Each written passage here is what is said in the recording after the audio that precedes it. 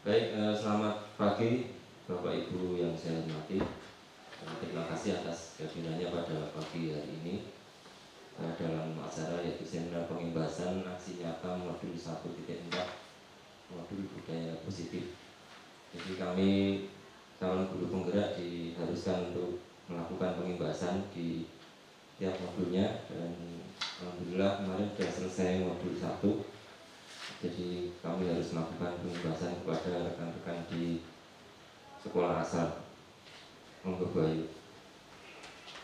Baik Bapak Ibu, sebelum kita mulai marilah kita berdoa semoga acara hari ini bisa berjalan dengan baik sesuai dengan kepercayaan masing-masing. Berdoa mulai.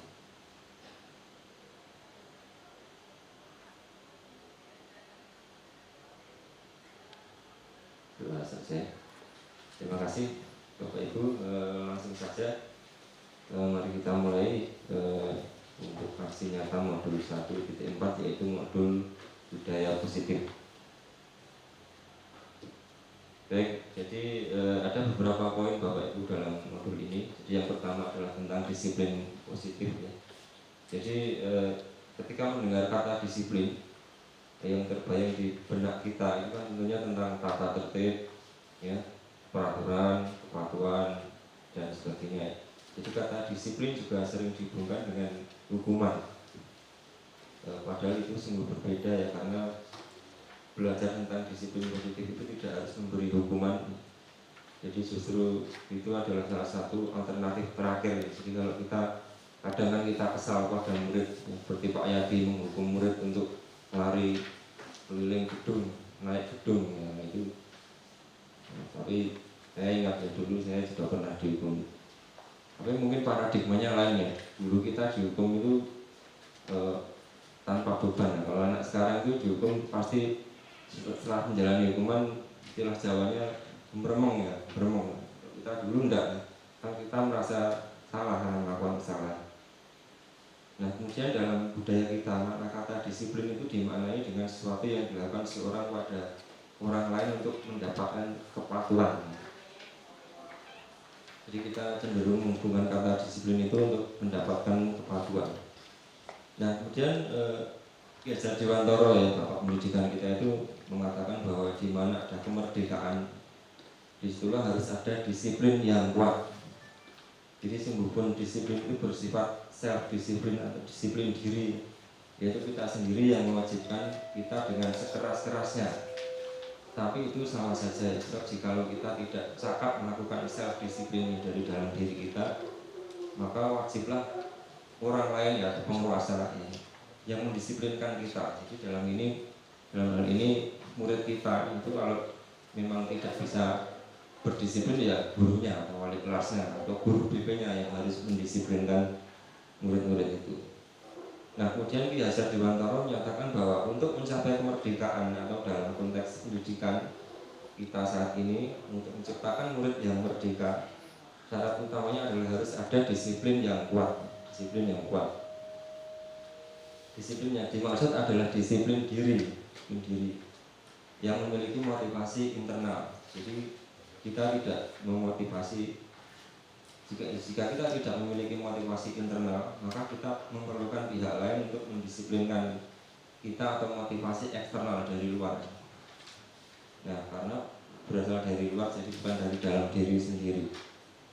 Dan menurut Ki Hajar Dewantara juga yang saya kutip di sini ya, mardika iku jarwanyo Nora mau lepas ing pamreh yang uga kuat kuasa mandiri priangga. Jadi merdeka itu artinya tidak hanya terlepas dari perintah, akan tetapi juga cakap buat memerintah diri sendiri. Nah, ini Bapak Ibu yang perlu digarisbawahi, bagaimana kita memerintah diri kita sendiri. Misalnya kita datang jam 7 karena alasan kita adalah takut dengan si naga. Takut dengan si nogo itu lumrah ya, karena nogo ini ngeri. Tapi kalau si naga itu tapi sebenarnya itu termasuk motivasi eksternal atau internal Bapak Ibu. Kalau kita datang jam 7 tapi alasannya adalah karena takut terlambat si naga, jadi itu karena kita masih terbelenggu oleh peraturan begitu. Tapi kalau motivasi internal itu kita datang jam 7 itu karena memang kesadaran kita untuk datang ke sekolah tepat waktu, ada ataupun tidak ada lisensi. Jadi kira-kira kalau kita seperti itu sama saja dengan murid. Murid datang jam 7 karena takut gerbangnya ditutup. Padahal kalau murid itu punya disiplin diri yang kuat, ya dia datang jam 7 karena kesadarannya sendiri. Nah, kemudian pemikiran Ki Hajar ini sejalan dengan pandangan Dayan Gusen, bukan Gusen ya Pak Sarmadi. Kalau Gusen itu orang sana, Dayan Gusen. Nah, ini dalam bukunya Restructuring School Discipline, seperti itu. Restructuring School Discipline tahun 2001. Dayan, bacanya kalau tidak salah dulu, Dayan menyatakan bahwa arti kata disiplin berasal dari bahasa Latin disciplina, yang artinya belajar. Kata disiplin juga berasal dari akar kata yang sama dengan disciple atau murid atau pengikut. Nah, untuk menjadi seorang murid atau pengikut, seseorang harus paham betul alasan mengapa mereka mengikuti suatu aliran atau ajaran tertentu, sehingga motivasi yang terbangun adalah motivasi intrinsik, bukan ekstrinsik, jadi dari dalam diri sendiri. Nah, Dayan juga menyatakan bahwa arti asli dari kata disiplin ini juga berkonotasi dengan disiplin dari murid-murid Sokrates dan Plato. Jadi sejak zaman dulu, Bapak Ibu ya, disiplin itu memang sudah diajarkan oleh para guru-guru terdahulu. Disiplin diri dapat membuat seseorang menggali potensinya menuju kepada sebuah tujuan, sesuatu yang dihargai dan bermakna. Dengan kata lain, disiplin diri juga mempelajari bagaimana cara kita mengontrol diri dan bagaimana menguasai diri untuk memilih tindakan yang mengacu pada nilai yang kita hargai. Jadi mungkin apalagi kita ya di sekolah benih pertunjukan itu banyak sekali nilai-nilai yang perlu kita hargai.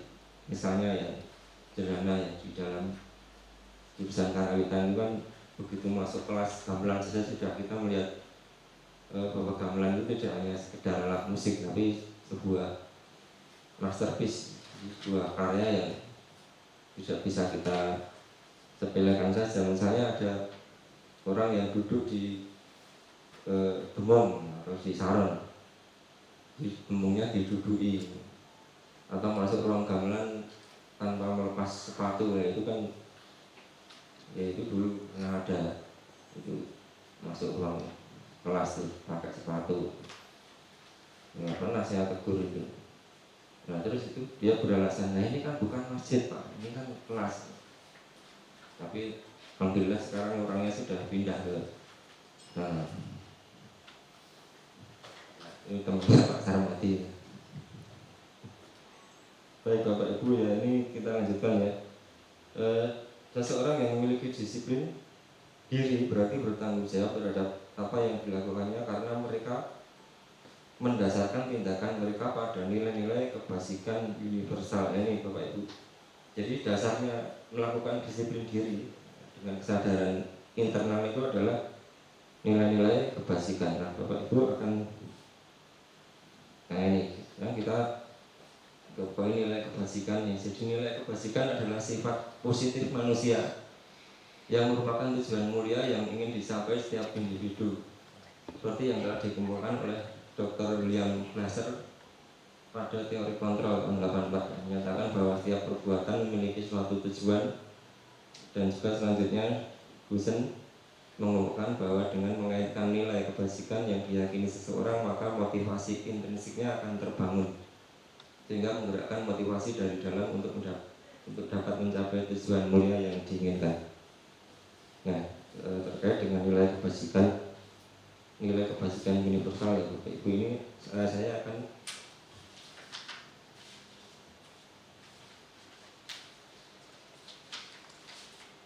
karena ada banyak, ini akan saya bagikan beberapa poin tentang nilai kebasikan.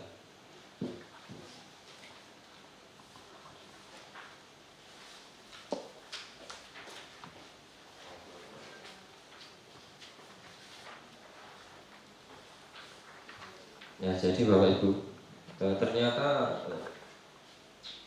Kementerian Pendidikan kita yang dengan kurikulum Merdeka, di mana di dalamnya ada profil pelajar Pancasila ini memang sudah memuat nilai-nilai kebajikan yang tentunya oleh para founding fathernya atau para pemikirnya sudah disarikan dari bermacam nilai kebajikan universal, di mana kita mendapatkan yaitu beriman, bertakwa kepada Tuhan Yang Maha Esa dan berakhlak mulia, kemudian mandiri, bernalar kritis, berkebinekaan global, bergotong royong dan kreatif. Namun Bapak Ibu, nilai kebajikan itu ternyata banyak sekali ya, seperti yang sudah Bapak Ibu dapatkan itu di lebaran itu. Jadi ada dari IPO Primary Use Program, ada banyak toleransi, rasa hormat, integritas dan sebagainya. Kemudian ada 9 pilar karakter, ya ada banyak. Ada juga lifelong guidelines and life skill. Itu ada 2, keterampilan hidup dan petunjuk hidup. Kemudian the 7 essential virtues, dan ada the virtues project. Jadi banyak sekali. Nah Bapak Ibu, saya ingin tahu sebenarnya dari sekian nilai kebajikan itu apa sih yang Bapak Ibu inginkan dari murid Bapak Ibu. Saya ingin 3 saja. Saya ingin Bapak Ibu menuliskan 3 saja nilai kebajikan yang Bapak Ibu inginkan ada di dalam diri murid Bapak Ibu. Nah, nanti silahkan ditulis di kertas ini, sticky note.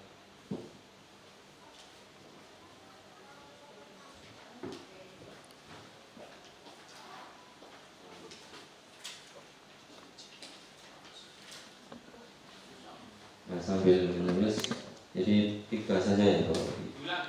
3 saja dari sekian nilai kebajikan yang Bapak Ibu ingin nilai itu ada di dalam hati atau di dalam karakter murid Bapak Ibu.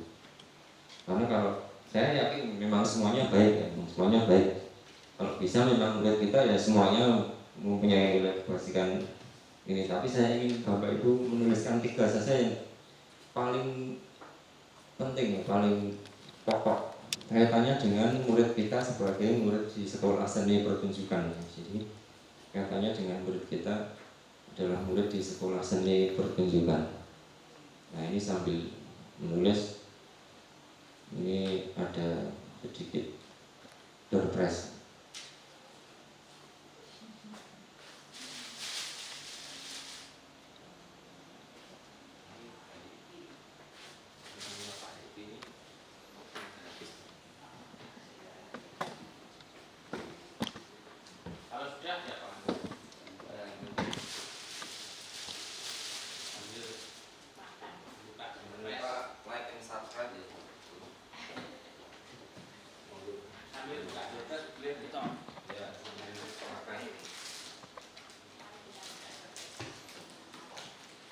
Ambil dirapi Bapak Ibu.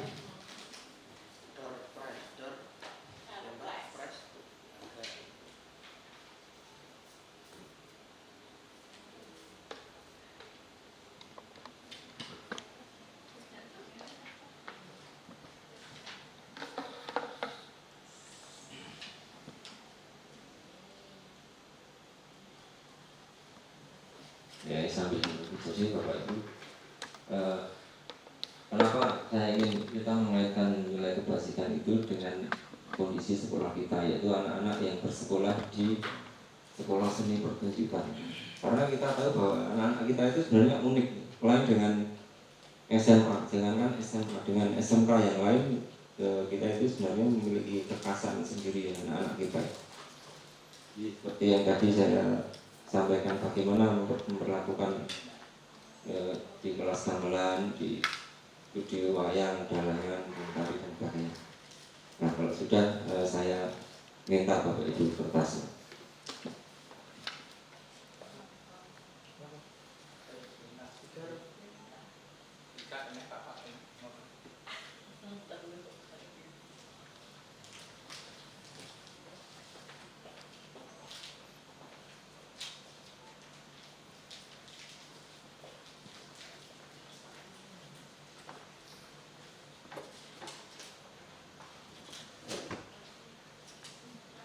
Baik Bapak Ibu, setelah saya baca dari semua nilai yang dituliskan, ternyata mayoritas adalah paling banyak yang muncul adalah kejujuran. Paling banyak nilai kejujuran itu paling banyak muncul di dalam benak Bapak Ibu yang ingin Bapak Ibu terapkan di murid Bapak Ibu. Kemudian yang kedua adalah rasa hormat atau santun dan empati. Jadi rasa hormat, tentunya hormat kepada orang tua, guru dan juga teman. Kemudian yang muncul ketiga adalah tanggung jawab. Nah, saya ingin bertanya Pak Sarmadi, kenapa, apakah Pak Sarmadi tadi menuliskan kejujuran juga Pak Sarmadi? Iya. Nah, di poin pertama jadi kan kejujuran. Saya ingin tahu Pak Sarmadi, kenapa Pak Sarmadi menekankan poin kejujuran itu pada murid Bapak? Murid adalah generasi penerus bangsa. Nah, baik dan buruknya negara ini tergantung dari generasi penerus itu. Apabila mereka tidak jujur, maka negara juga akan hangus, akan habis, negara akan dikorupsi, uang negara dan sebagainya. Pokoknya orang juga harus jujur. Gitu Pak. Betul Pak Sarmadi. Jadi mungkin saya sebenarnya ya jelas kita setuju ya tentang bagaimana kita harus jujur. Tapi tadi saya sampaikan bahwa konteksnya dengan keadaan di sekolah kita. Jadi sebenarnya saya setuju juga. Bagaimana kita melihat keadaan anak-anak kita itu memang akhir-akhir ini dalam hal kejujuran itu agak susah ya. Jadi kita ingat dulu beberapa tahun yang lalu pernah ada namanya kantin kejujuran. Kantin kejujuran. Tapi pada akhirnya apa? Makannya di kantin itu habis, tapi uangnya sedikit lah. Jadi sungguh menyedihkan Bapak Ibu. Sungguh menyedihkan. Jadi kita sekolah yang sebenarnya sangat erat kaitannya dengan nilai sopan santun, nilai etika, tapi ketika ada kantin kejujuran ternyata seperti itu. Nah ini ada apakah gerangan? Ada apakah anak-anak itu memang etikanya seperti itu? Jadi saya setuju. Karena mayoritas menuliskan kejujuran itu memang itu poin utama. Selain beriman tentunya ya, kalau iman memang nomor satu. Dan yang kedua adalah rasa hormat. Jadi begini Bapak Ibu, terkait rasa hormat itu tentunya beda ya. Ketika kita dulu sekolah di sini, setiap ketemu guru, derek langkung Pak, saya lupa. Coba kita lihat anak-anak sekarang apa ya masih satu dua. Tapi kan biasanya ya ada yang lewat di depan guru ya lewat saja. Ketemu gurunya ya diam saja. Makan dengan gurunya di kantin ya. Kalau dulu kan enggak Pak, monggo Pak Dar.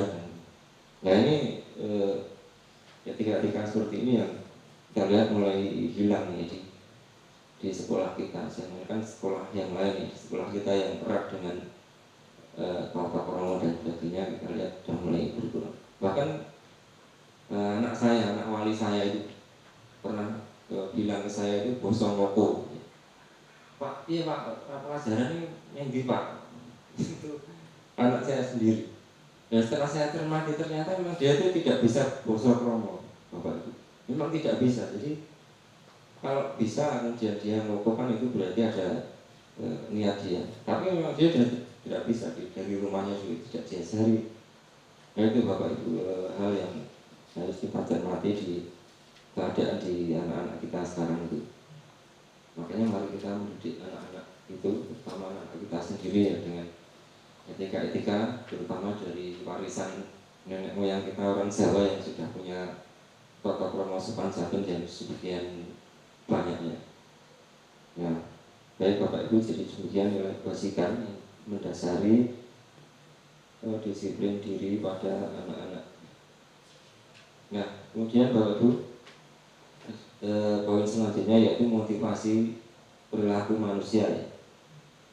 Jadi Darren Busen dalam bukunya Restructuring School menyatakan ada 3 motivasi perilaku manusia, yaitu yang pertama untuk menghindari ketidaknyamanan atau hukuman. Ini tingkat terendah dari motivasi manusia ya. Biasanya perilakunya untuk menghindari hukuman atau ketidaknyamanan. Dia akan bertanya dengan dirinya sendiri apa yang akan terjadi apabila saya tidak melakukannya. Jadi sebenarnya mereka menghindari permasalahan, menghindari masalah. Nah motivasi ini bersifat eksternal, eksternal, jadi bukan dari dirinya sendiri, tapi karena sebenarnya menghindari masalah. Kemudian yang kedua, untuk mendapatkan imbalan atau penghargaan dari orang lain. Jadi ini satu tingkat di atas motivasi yang pertama, di orang berperilaku untuk mendapatkan imbalan untuk penghargaan. Nah, dia akan bertanya apa yang akan saya dapatkan jika saya melakukannya. Dia mengharapkan imbalan, melakukan tindakan untuk mendapatkan pujian orang lain yang menurut mereka penting, dan juga mereka melakukan sesuatu untuk mendapatkan hadiah, pengakuan atau imbalan. Nah, ini motivasi yang juga eksternal. Dan yang ketiga, untuk menjadi orang yang mereka inginkan dan menghargai diri sendiri dengan nilai-nilai yang mereka percaya. Nah, ini yang penting Bapak Ibu. Jadi orang dengan motivasi ini akan bertanya, akan menjadi orang yang seperti apa bila melakukannya. Jadi mereka melakukan sesuatu karena nilai-nilai yang mereka yakini dan hargai, dan mereka melakukannya karena mereka ingin menjadi orang yang melakukan nilai-nilai yang mereka yakini. Jadi ada keyakinan. Ini adalah motivasi yang membuat seseorang memiliki disiplin positif, karena motivasi berperilakunya bersifat internal. Ini Bapak Ibu yang membedakan antara eksternal dan internal. Jadi dia sudah di dalam hatinya bahwa dia akan melakukan ini bukan karena mengharap imbalan atau menghindari dukungan. Ini yang harus kita tekankan pada anak-anak kita. Nah, kemudian Bapak Ibu, ada beberapa penghargaan yang sebenarnya bersifat menghukum. Jika ada orang yang mengharapkan penghargaan, justru penghargaan itu malah sebenarnya menghukum. Jadi penghargaan itu efektif jika kita menginginkan seseorang melakukan sesuatu yang kita inginkan dalam jangka waktu yang pendek. Kemudian jika kita menggunakan penghargaan lagi, maka orang tersebut akan bergantung pada penghargaan yang diberikan. Jadi motivasinya tidak dari dalam. Dan jika kita mendapat penghargaan untuk melakukan sesuatu yang baik, maka selain kita senantiasa berharap mendapatkan penghargaan tersebut lagi, yang berharap lagi, kita menjadi tidak menyadari tindakan baik yang kita lakukan. Jadi misalnya ya, di dalam kelas kita, misalnya kelasnya Pak Yadi, ada yang gender baik sekali. Kalau gendernya baik dapat permen coklat, nah, tapi kalau lumayan baik mendapat permen untuk cecak nih. Jadi kan dia berusaha gender baik karena ingin mendapatkan coklat itu. Suatu saat Pak Yadi sakit misalnya ya, terus tidak ada hadiah coklat, ya dia tidak mau belajar, ngapain mau tidak dapat hadiah. Jadi motivasinya bukan karena dia ingin bisa gender baik, tapi karena ingin mendapatkan hadiah itu. Begitu kira-kira Bapak Ibu. Nah, ini Bapak Ibu, jadi Diane Goosen yang sudah membuat materinya ada 5 ya, penghargaan yang merusak hubungan. Ini kira-kira seperti apa Bapak Ibu? Penghargaan yang merusak hubungan. Ya seperti tadi yang kita sampaikan ya, jadi ketika main gender mendapat penghargaan, itu temannya kok dapat coklat, kok saya hanya dapat permen untuk kecap. Dia jadi tidak suka dengan temannya karena yang satu dapat A, yang satu dapat B, padahal niat Bapak Guru hanya ingin memotivasi saja. Kemudian penghargaan yang mengurangi ketepatan, misalnya ya Bapak Guru. Jadi anak-anak kita yang lihat zaman dulu, kita ingat SD disuruh menghafal gambar-gambar pahlawan, disuruh menghafal. Saya ingat ya, ini pengalaman saya. Ada pertanyaan, sebutkan gambar mana yang gambar dari Pangeran Diponegoro. Ini dalam bayangan saya itu, kalau ada laki-laki bawa keris, pakai turban, pakaian putih, kira-kira seperti itu. Padahal pahlawan nasional banyak, ada Tuan Imam Bonjol yang penampilannya seperti itu, ada siapa itu, dan dari Sumatera itu kan banyak pejuang-pejuang. Ketika muncul gambar-gambar itu ya sudah, intinya pokoknya kalau gambar itu kalau nggak Pangeran Diponegoro ya Tuan Imam Bonjol, dengan motivasi apa, mendapat nilai, mendapat penghargaan dari gurunya. Jadi dia nggak peduli, pokoknya penampilan seperti ini, pokoknya saya menjawab tepat, padahal itu tidak tepat karena dia hanya ngawur saja karena ingin mendapatkan nilai yang atau penghargaan dari gurunya. Nah kemudian yang menurunkan kualitas, nah ini biasanya yang menurunkan kualitas itu seperti misalnya kita ranking gitu ya, ranking di kelas. Misalnya Tegar ranking 1, anak saya, Nindita ranking 2. Nah ketika di semester 1 begitu lagi, semester 2 begitu lagi. Nah bisa jadi si Nindita ini malah jadi ngapain ini saya belajar keras, kok saya selalu kalah dari Tegar, ya selalu ranking 2. Buktinya semester 1, 2, 3, 4 semester begitu terus, Tegar ranking 1 terus. Padahal maksud kita kan bukan begitu Bapak Ibu. Kita membuat ranking itu kan untuk memotivasi siswa. Tapi dari sudut pandang siswa bisa menjadi lain. Jadi dia jadi tidak mau lagi untuk belajar karena sekeras apapun dia toh nanti ranking 2 terus, ranking 2. Ya kira begitu. Nah kemudian penghargaan yang mematikan kreativitas. Nah ini Bapak Ibu. Kita ingat dulu kita pernah ada lomba cakep dan berkah ya, cakep dan membuat lagu. Nah kemarin kalau kira-kira itu hadiah juara 1 berapa buahnya? Hadiahnya 700.000. Nah coba kalau di awal itu kita kasih tahu anak-anak nanti juara 1 700.000, juara 2 500, juara 3 300. Itu apa yang terjadi? Pasti mereka ngeluh pro. Karena apa? Karena ya hanya mendapat itu. Tapi kalau tidak kita beritahu, nanti hadiahnya pokoknya ada nanti. Hadiahnya besar. Itu anak-anak kan bertanya-tanya. Hadiahnya apa ya? Jangan-jangan hadiahnya nanti. Nah, kalau anak-anak tahu hadiahnya hanya sekian, itu malah menjadi tidak kreatif dan membuat lagu asal-asalan saja. Hadiahnya hanya segitu. Nah, kalau dia tidak tahu, dia malah jadi kreatif membuat lagu-lagu. Jadi untuk memotivasi anak-anak itu, saya pikir Bu Ayu itu jagonya karena anaknya juara 1. Jadi bagaimana Bu Ayu itu memotivasi Pak Sarmadi untuk juara 1. Nah kemudian Bapak Ibu ya, penghargaan yang menghukum ya. Jadi ini hampir sama dengan tadi ya, ranking di kelas itu ya. Jadi misalnya ada anak yang rankingnya paling terakhir dari 30 anak, dia ranking 1 dengan ranking 30. Semester selanjutnya ranking 29, semester selanjutnya ranking 30 lagi. Jadi dia jadi merasa apa ya, merasa terhukum dengan itu. Kenapa ini saya dari 30 anak dia ranking terakhir. Nah, padahal tujuan Bapak Ibu guru kan hanya memotivasi saja supaya anak-anak termotivasi dengan posisi ranking. Tapi si anak yang paling bawah ini jadi merasa bersalah ya dengan ranking itu.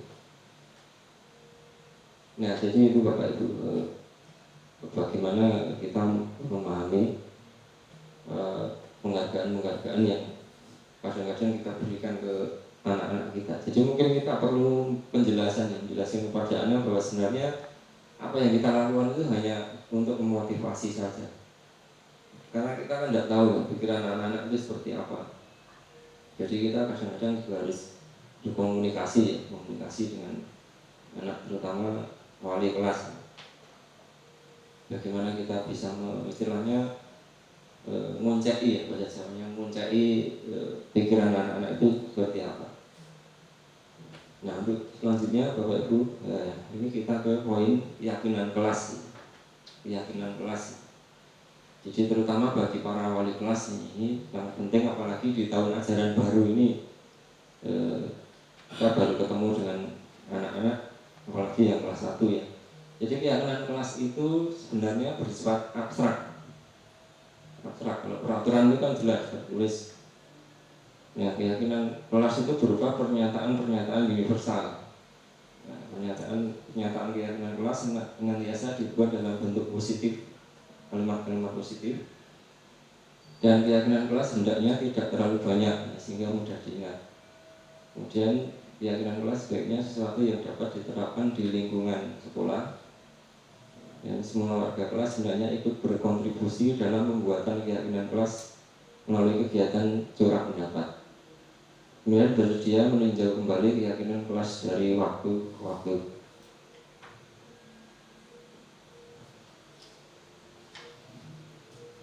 Nah kemudian, nah contohnya seperti ini Bapak. Contoh keyakinan kelas itu misalnya kelas 1 ya.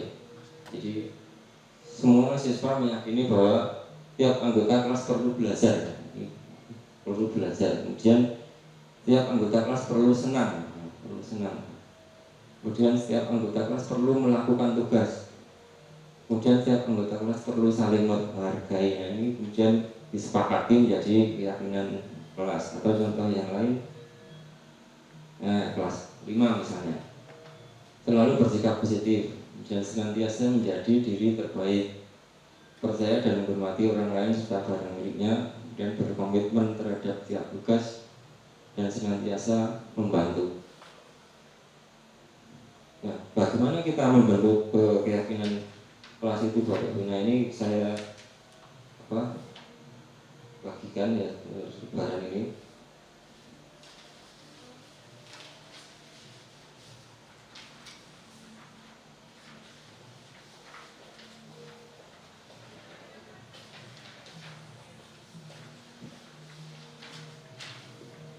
Nah, jadi itu Bapak Ibu, prosedur pembentukan keyakinan kelas. Jadi mempersilahkan murid-murid ya, terutama wali kelas ya, bercurah pendapat tentang peraturan yang disepakati bersama. Kemudian mencatat semua masukan para murid ya. Kemudian menyusun keyakinan kelas sesuai prosedur pembentukan keyakinan kelas ya. Jadi contoh misalnya itu ada kalimat negatif, jangan berlari di kelas atau koridor. Kemudian diubah menjadi kalimat positif, berjalanlah di kelas atau koridor ya. Jadi maksudnya untuk berjalan itu di koridor kelas, bukan di tengah-tengah kemudian mengganggu temannya, kira-kira begitu. Kemudian tinjau kembali daftar curah pendapat dengan mengajak semua siswa untuk menemukan nilai kebasikan. Contohnya itu tadi ya, berjalan di kelas, mendengarkan guru, datang tepat waktu. Jadi nilai kebasikannya yaitu saling menghormati atau hormat. Nah kemudian nomor 5 itu tinjau ulang keyakinan kelas. Kemudian nomor 6, setelah selesai dibuat maka semua warga kelas dipersilahkan meninjau ulang dan menyetujuinya. Bisa dibuat semacam kontrak kelas itu ya, jadi ada tanda tangan wali, ada ketua kelas dan sebagainya, ada bakal kesiswaan juga bisa. Dan selanjutnya yang terakhir itu bisa ditulis dan ditempelkan di dinding untuk dilihat.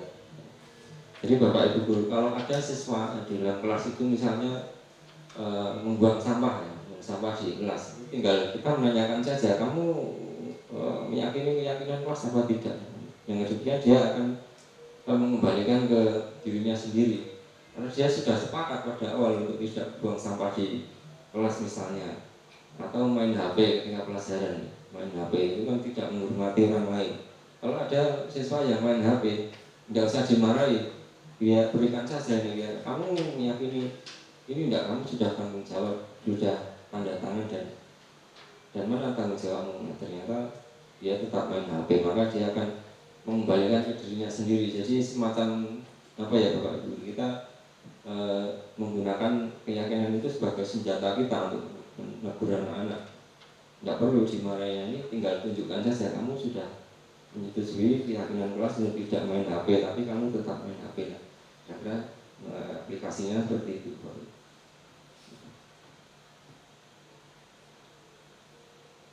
Ya Bapak Ibu, selanjutnya yaitu posisi kontrol. Posisi kontrol yang juga sudah ditulis oleh Daya Gusen, yaitu yang pertama penghukum, kemudian membuat rasa bersalah.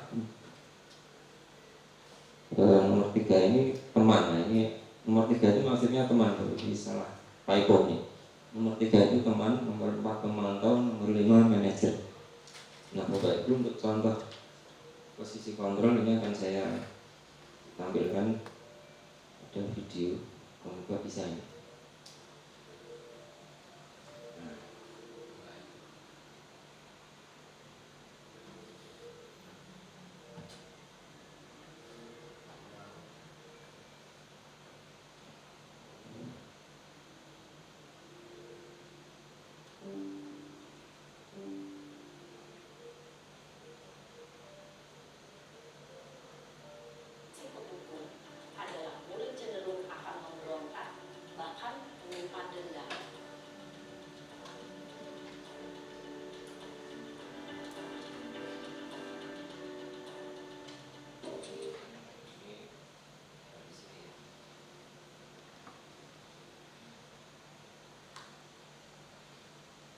pemantau atau monitor, dan 5 posisi manajer. Untuk lebih memahami kelima posisi tersebut, mari kita saksikan kasus Naren yang terlambat hadir 20 menit di sekolah dan melihat bagaimana kelima posisi kontrol dalam menghadapi masalah tersebut.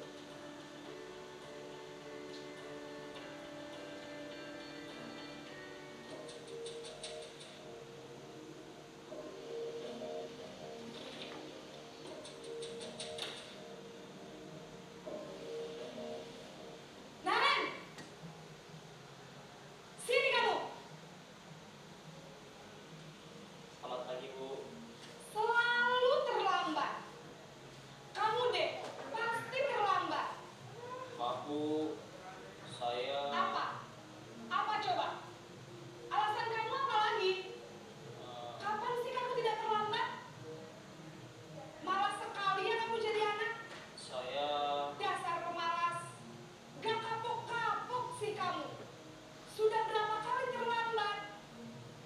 Sana, kamu keliling lapangan basket 2 kali. kenapa saya harus keliling lapangan basket Bu? Kenapa? Kamu melawan ibu. Berani-beraninya jawab. Sudah terlambat, masih berani jawab pula. Sekarang, keliling lapangan basket 5 kali sekalian. Biar kapok. Cepat. Pergi sana ke lapangan basket. Posisi penghukum biasanya berbicara dengan nada tinggi, menghardik, menunjuk-nunjuk, menyakiti, dan menyindir. Hukuman bisa berupa fisik maupun psikis. Ibu dan bapak guru hebat. Dampak yang terjadi pada murid ketika guru berada pada posisi penghukum adalah murid cenderung akan memberontak, bahkan menyimpan dendam.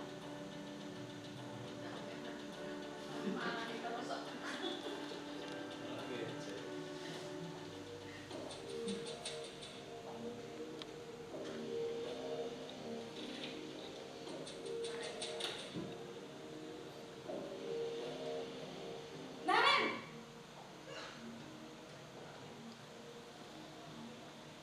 Selamat pagi Bu. Naren. Kamu kenapa terlambat lagi, nak? Ya Tuhan, Naren. Kamu senang ya bikin ibu susah ya? Kalau kamu terlambat lagi, nanti ibu yang ditegur bapak kepala sekolah, nak. Disangka ibu tidak bisa membina kamu. Duh, gimana ini? Maaf Bu, Duh, Gusti Naren. Kamu suka ya kalau ibu tegur bapak kepala sekolah? Terus, sekarang ibu harus tulis apa ini di buku absen? Ini kamu sudah sering terlambat loh. Ibu harus apa coba? maaf Bu, maaf sekali. Ya sudah, lain kali jangan bikin ibu susah lagi ya nak ya. Ibu tidak akan kuat lagi kalau kamu begini terus. Bisa jantungan kalau ibu tegur bapak kepala sekolah. Sana cepat kelas. Maaf ya Bu, maaf sekali. Posisi pembuat rasa bersalah berbicara dengan nada tenang, cenderung lembut, namun kata-kata yang diutarakan membuat murid merasa menjadi orang yang gagal, memandang buruk dirinya sendiri, merasa tidak berharga, dan tidak sanggup membahagiakan orang lain. Ketika guru mengambil posisi pembuat rasa bersalah, murid akan menganggap dirinya yang bersalah dan ia akan menyimpan emosi negatif tersebut di dalam dirinya.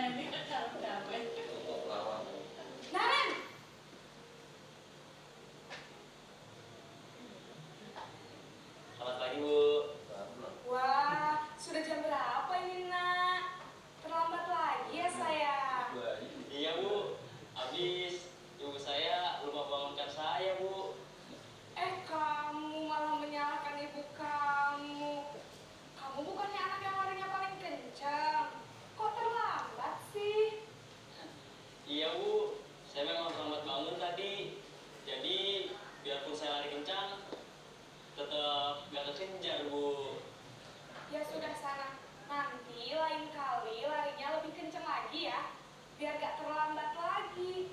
Bikin seneng ibu, demi ibu. Bisa kan? Bisa lah, Bu. Ya sudah, sana masuk kelas. Ibu beresin urusan absen kamu. Kamu ini ada-ada saja. Dalam posisi teman, guru berbicara dengan nada suara ramah, akrab, cenderung bersenda gurau untuk menjaga suasana tetap santai. Murid akan merasa senang, aman, dan akrab dengan guru. Identitas yang tercipta adalah identitas sukses atau berhasil. Namun, perlu diingat, karena ini masih dorongan eksternal, maka ada faktor ketergantungan dari murid kepada orang tertentu. Di sini, guru absennya, sehingga di lain waktu, murid bisa berperilaku baik, namun hanya kepada orang-orang tertentu saja.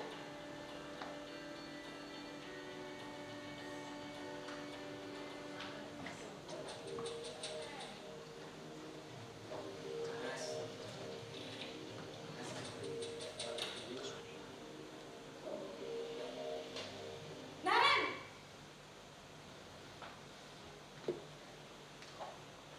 Selamat pagi, Bu. Naren, apa peraturan sekolah kita tentang jam berapa kita harus masuk sekolah, nak?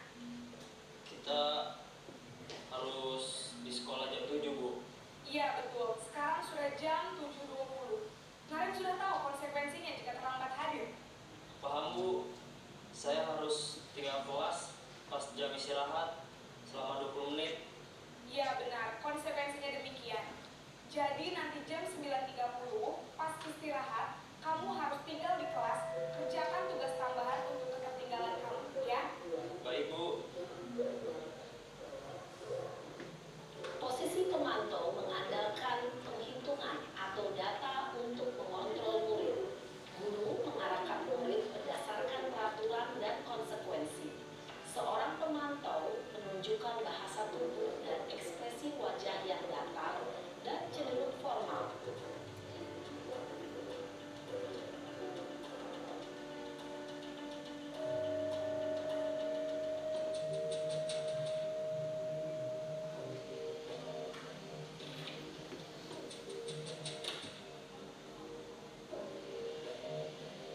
Naren!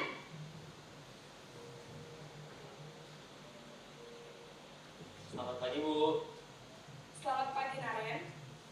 Maaf, Bu. Saya terlambat. Iya, sekolah masuknya jam 7, sekarang sudah jam 7.20. Jadi sekarang bagaimana ini, Naren? Maaf, Bu.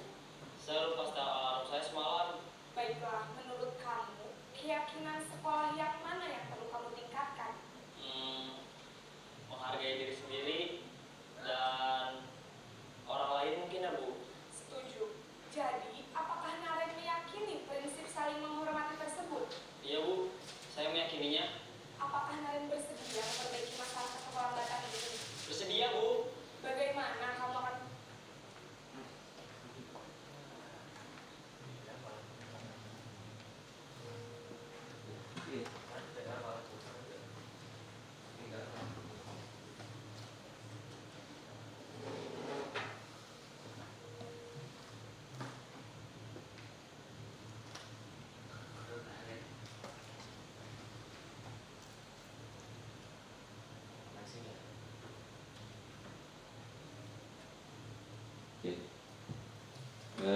Jadi begini Bapak Ibu, jadi bagaimana di video yang kita saksikan bersama-sama itu kira-kira Bu Ana itu yang mana Bu Ana itu dengan Mas Jamai itu yang mana itu? Apakah teman atau penghukum? Jadi Bapak Ibu kita sadari ya bahwa dari video itu memang yang paling sebenarnya harus dalam paradigma merdeka belajar itu yang harus kita hindari itu yang penghukum itu tadi ya. Hukum kemudian membuat rasa bersalah, ketiga adalah teman ya, ketiga adalah teman. Jadi yang sebenarnya yang kita tekankan itu guru-guru zaman now ya, zaman sekarang itu ya manajer itu manajer. Tapi Bapak Ibu manajer itu kadang-kadang bisa switch posisi, bertukar posisi, karena dia jadi pemantau, kadang-kadang dia jadi teman, jadi lagi, jadi manajer lagi. Jadi intinya adalah bagaimana dia mengelola murid, termasuk psikologinya, emosinya, supaya murid itu sadar ya, sesuai dengan motivasi diri tadi. Contohkan terlambat datang ya, jam 7 lebih, bagaimana si manajer itu mampu menyadarkan murid dengan keyakinan dirinya bahwa terlambat itu salah, tapi tidak perlu dibuat menjadi dia merasa bersalah dan menyesal dan sebagainya, apalagi dibentak-bentak ya, seperti Pak Yadi kalau membentak Mas Manu itu begitu ya. Jadi begitu Pak, kira-kira penekanan di dalam bagaimana kita menangani murid. Nah, kemudian ini ada diagramnya seperti ini ya. Misalnya itu ya, guru menghargai atau menunjuk-nunjuk murid ya, itu adalah penghukum ya, guru penghukum seperti itu. Kemudian atau berceramah menunjukkan kekecewaan ya, itu bisa membuat murid merasa bersalah. Tapi kalau posisi teman ya, dia akan membuat alasan-alasan untuk muridnya, jadi seperti temannya. Nah, kalau pemantau dia hanya berdasarkan data saja, ini menghitung dan mengukur. Tapi kalau manajer dia akan mengajukan pertanyaan, mengembalikan ke tadi keyakinan dirinya, motivasi diri, motivasi intrinsik, keyakinan kelas dan sebagainya. Nah, kemudian ini yang kedua yaitu guru berkata, kalau kamu tidak melakukannya, saya akan melakukan bla bla bla. Ini dia akan menghukum muridnya, atau mengatakan bahwa kamu sudah mengecewakan Pak Guru. Nah, ini murid akan merasa bersalah dan sebagainya. Tapi kalau manajer ya, dia akan mengembalikan ke murid apa yang kita yakini. Apakah kamu yakini hal tersebut? Kembali lagi ke motivasi diri murid. Nah, kemudian ya poinnya adalah ini, bahwa pada hasil ini ya, kalau penghukum maka hasilnya murid akan memberontak, mendendam, menyalahkan orang lain. Ini yang bahaya ya. Kemudian kalau membuat rasa bersalah, maka hasilnya murid akan menyembunyikan atau berbohong. Berbohong. Nah, kalau posisi teman, maka murid akan timbul ketergantungan dengan gurunya, karena selama ini selalu dengan gurunya. Nah, kalau pemantau, maka murid akan terus-terusan menyesuaikan bila diawasi. Jadi kalau dan gurunya itu ya dia taat, tapi kalau gurunya kebetulan tidak masuk ya dia melanggar peraturan lagi. Tapi kalau manajer ya hasilnya adalah murid akan menguatkan karakter dirinya. Jadi itu yang kita harapkan pada murid-murid kita. Nah, selanjutnya Bapak Ibu, kita ke poin restitusi. Restitusi itu adalah proses menciptakan kondisi bagi murid untuk memperbaiki kesalahan mereka, sehingga mereka bisa kembali ke kelompok mereka dengan karakter lebih kuat. Dan restitusi juga adalah proses kolaboratif yang mengajarkan murid untuk mencari solusi untuk masalah dan membantu murid berpikir tentang orang seperti apa yang mereka inginkan dan bagaimana mereka harus memperlakukan orang lain. Nah, jadi intinya Bapak Ibu, restitusi membantu murid menjadi lebih memiliki tujuan, disiplin positif, dan memulihkan dirinya setelah berbuat salah. Jadi penekanannya bukanlah pada bagaimana berperilaku untuk menyenangkan orang lain atau menghindari ketidaknyamanan, namun tujuannya adalah menjadi orang yang menghargai nilai-nilai kebajikan yang mereka percayai. Sebelumnya kita sudah tadi ya tentang teori kontrol. Jadi bagaimana murid memiliki motivasi intrinsik. Jadi intinya itu Bapak Ibu, membantu murid untuk kembali ke keyakinan dirinya. Jadi ketika dia membuat masalah, membuat kesalahan, tidak perlu kita persalahkan dan sebagainya, tapi kita kembalikan saja ke keyakinan dirinya. Nah, ini akan saya tampilkan video, moga-moga bisa.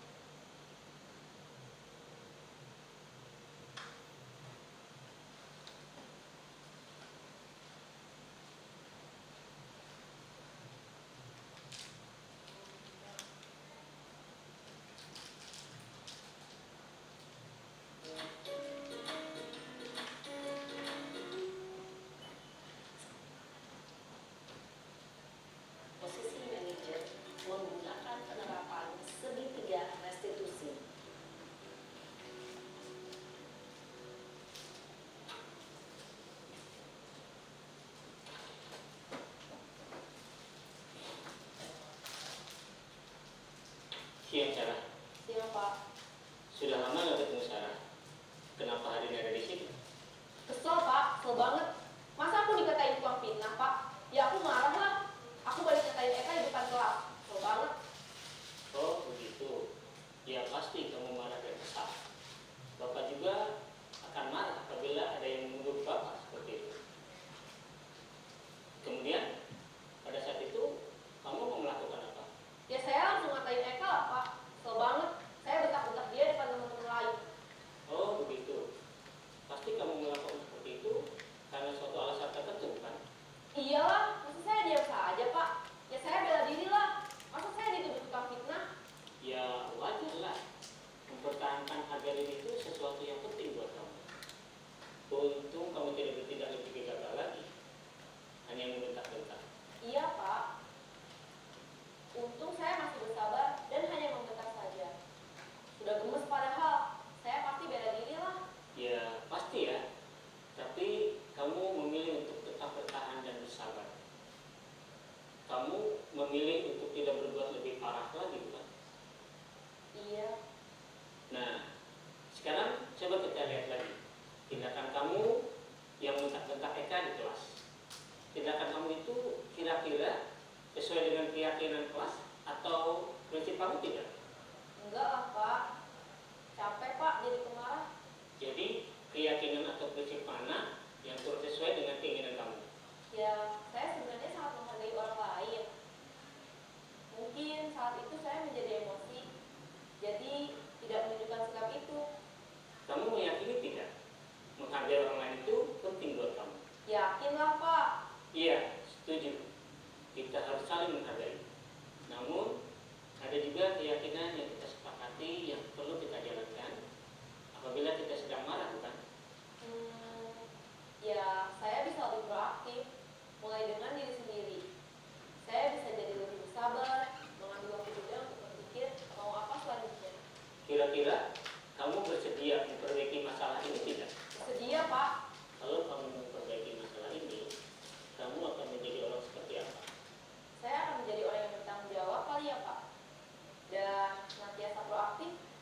Iya, menurut kamu bagaimana rasanya menjadi orang seperti itu? Ya nyaman lah, bangga bisa bersabar dan menahan diri. Baiklah kalau begitu. Yuk kita pikirkan bagaimana memperbaiki masalah ini.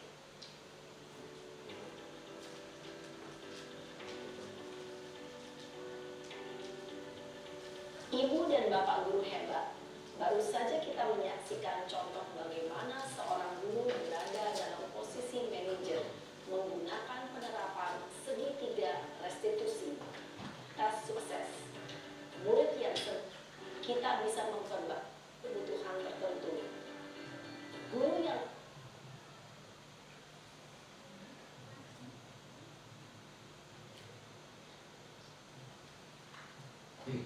Ya, Bapak Ibu, jadi itu ya video yang menampilkan bagaimana seorang guru tadi seperti Pak Gunawan tadi yang melakukan restitusi pada anak.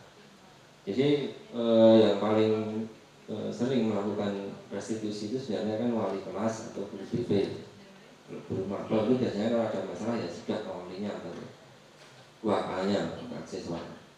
Tapi coba Bapak Ibu ingat-ingat dulu waktu atau kita lihat guru-guru senior atau waktu kita sekolah.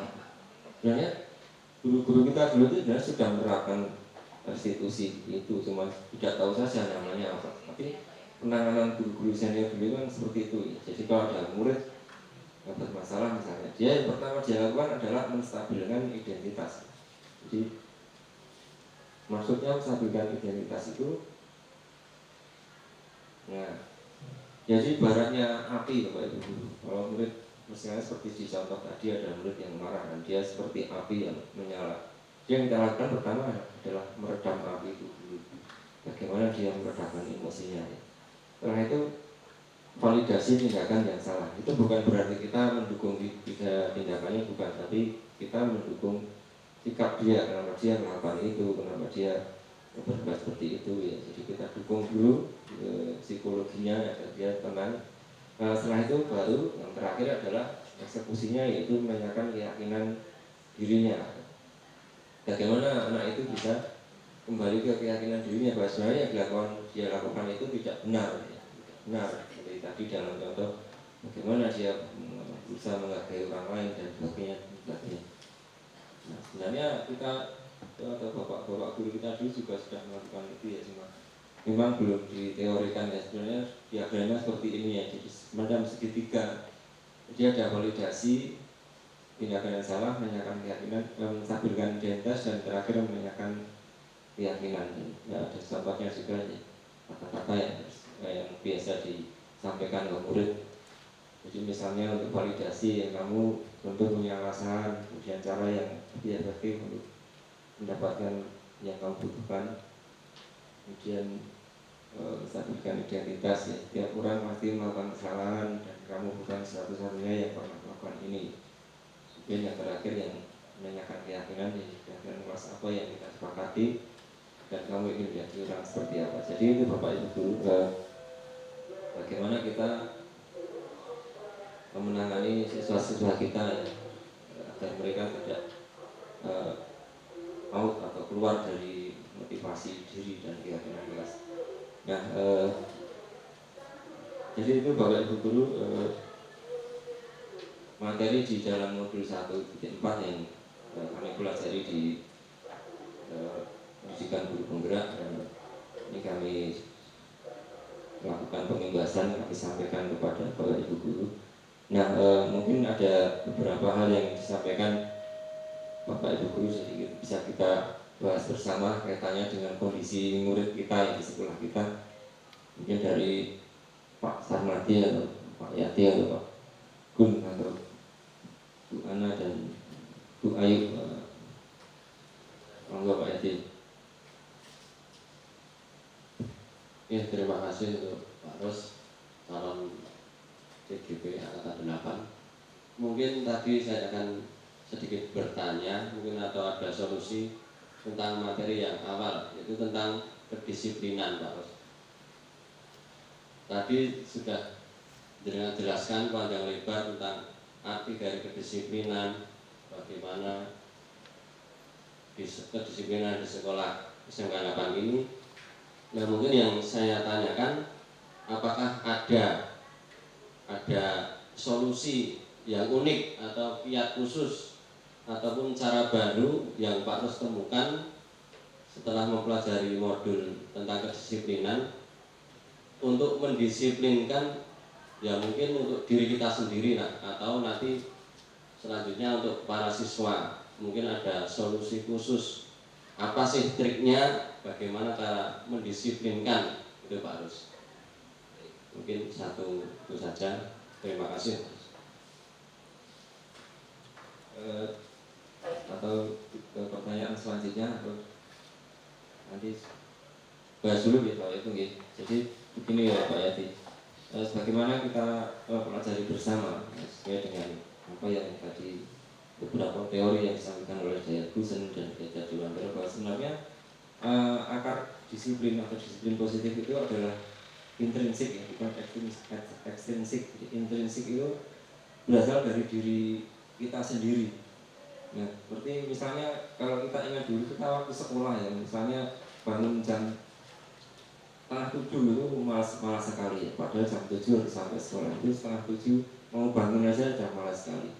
Ya, kita ingat kita waktu sekolah. Tapi ketika kita sudah dewasa, kita sudah menjadi orang dewasa, itu kesadaran kita bertambah ya. Kesadaran kita bertambah, keyakinan diri kita bertambah. Sebenarnya memang kalau jam 7 masuk ya seharusnya paling tidak jam 6 itu sudah siap ya. Jam 6 sudah siap, kemudian berangkat dan seterusnya. Nah, ini yang kita lihat anak-anak kita itu belum mencapai kesadaran seperti itu ya. Kesadaran untuk yakin bahwa sebenarnya datang ke sekolah jam 7 itu tidak hanya karena takut gerbangnya ditutup, tapi memang itu kebutuhan dia sendiri untuk menepati jam pelajaran. Kalau kita lihat Bapak Ibu Guru di negara lain, misalnya ya di negara Jepang, Korea, Singapura itu, bagaimana anak-anak itu dididik disiplin sejak kecil. Sejak kecil mereka sudah dididik disiplin. Bagaimana menepati waktu dan sesuai, apalagi kalau ada komitmen perjanjian misalnya, apalagi kita yang dulu sekolah diisi kan kita tahu ya, kadang-kadang ada mahasiswa asing membuat janji dengan kita untuk latihan misalnya. Saya ingat dulu Mbak Auru namanya, orang Jepang ya, itu pernah janjian di, saya lupa jamnya, tapi sekitar siang itu katakanlah jam 1 ya. Itu biasalah kami kan selalu terlambat, itu jam 1 kurang itu Mbak Auru itu sudah ada di ruang itu, sudah duduk di ruang itu, orang Jepang itu. Kami yang mahasiswa ini lambat, jam 1 lebih itu. Nah, kami kan jadi malu nih, karena kebiasaan kami kan seperti itu, saya ingat itu. Nah, bagaimana orang-orang seperti itu, disiplin itu sudah menjadi intrinsik dalam dirinya. Itu bukan karena ada peraturan dan sebagainya. Nah ini Pak Yadi ya dan Bapak Ibu, bagaimana kita menyadarkan ke murid-murid kita bahwa sebenarnya kesadaran yang utama itu adalah dari dalam diri anak-anak sendiri. Itu yang susah ya. Bagaimana caranya ya, mungkin kita ingat bahwa pendidikan itu kan tidak hanya di sekolah.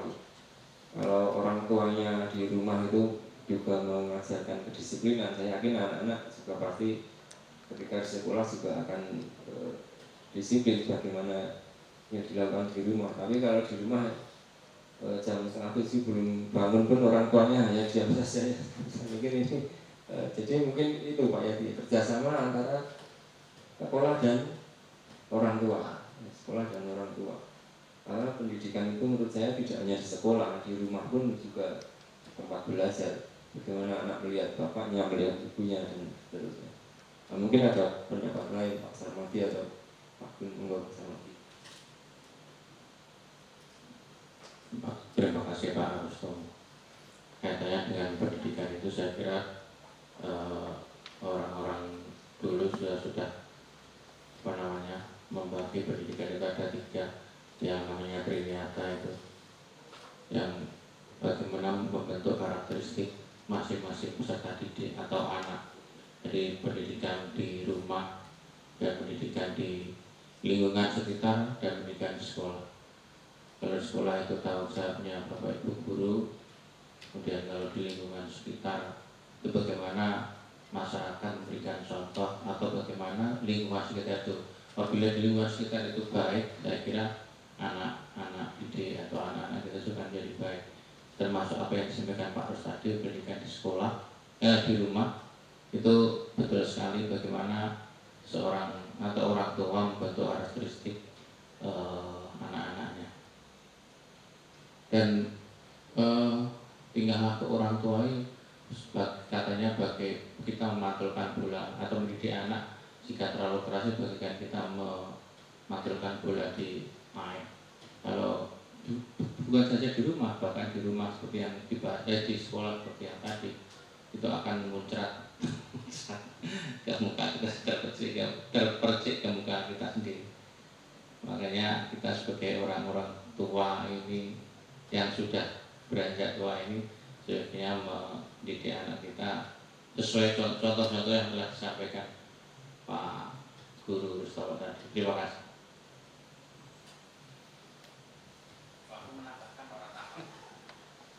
Baik Pak Sarmadi, betul sekali ya. Jadi kaitannya dengan kita sebagai guru di sekolah sambil pertunjukan ya, itu kan kita sebenarnya sudah diwarisi nilai-nilai yang banyak oleh simbah-simbah itu. Bagaimana misalnya di karawitan atau pedalangan, kalau yang tua misalnya di dalam pentas itu, yang sepuh itu sudah duduk misalnya di bendel, itu yang muda itu sudah bingung sudah karena merasa terlambat ya. Misalnya dulu Pak Priyo sudah duduk di bendel, yang lain masih biayaan di luar itu pekewuh, rasanya pekewuh. Jadi itu nilai-nilai yang kita dapatkan dari simbah-simbah itu begitu. Apalagi Pak Yadi Mangkunagaran misalnya sudah duduk di rebab, yang lain masih di luar, dan ini sudah pekewuh sekali. Itu yang nilai yang anak-anak sekarang itu tidak bisa merasakan seperti itu atau bagaimana. Misalnya latihan jam 3 untuk drama tari misalnya, Pak Guru, Pak Pur atau Pak Sebo sudah menggah di tempat latihan itu, anak-anak masih di luar, masih ini bagaimana sih anak-anak. apa enggak punya okewa atau bagaimana. Padahal kalau kita ingat kita dulu waktu masih sekolah kan okewa sekali kan Bu, dengan bapak ibu guru itu tidak tepat waktu itu. Nah ini rasa okewa ini bapak ibu guru, apakah anak-anak sudah kehilangan rasa okewa atau bagaimana? Kalau kita mengajarkan ya bagaimana Pak Syarif, pelajaran judulnya pelajaran okewa mengajari anak-anak untuk merasa tidak nyaman dengan apabila dia melanggar peraturannya. Baik itu Pak Sanadi, jadi saya setuju ya, sama dengan pemikiran saya tentang pendidikan di rumah itu juga penting, apalagi Pak Sanadi yang seorang guru juga pasti mengajarkan anak-anaknya dengan nilai-nilai kebajikan yang kita yakini bersama. Mungkin ada tambahan lagi dari Ibu Ayu atau Bu Ana atau Bu Ayu, bagaimana cara menjadi juara satu untuk lomba karawitan? Tidak ada ya.